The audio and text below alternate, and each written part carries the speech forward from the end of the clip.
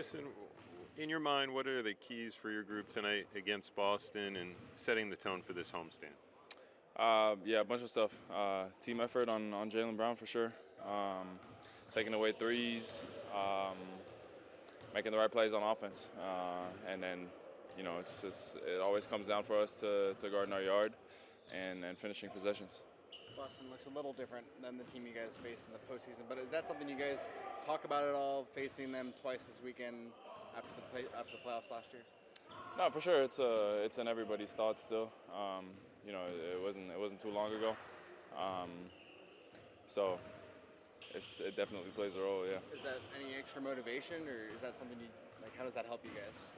I mean, for sure. I feel like there's a little bit of history with the Celtics, I guess. So, yeah, it's extra fuel to the fire. Does the NBA Cup, second year for you, obviously, kind of going through the NBA Cup stuff, does that register on the radar this early in the season, or does that come maybe toward the end when you kind of understand what you need to do to advance in it or play a couple of these games? I mean, it starts early.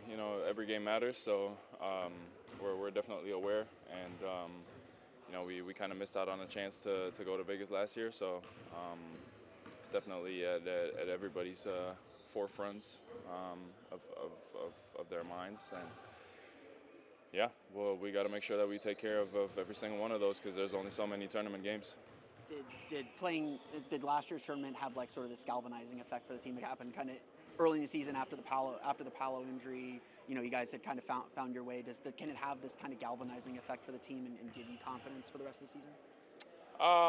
Yeah, I think so. I mean, obviously it's playing for a little bit higher stakes, and being in those type of environments and games where really you have one game and it matters a lot whether you win or lose.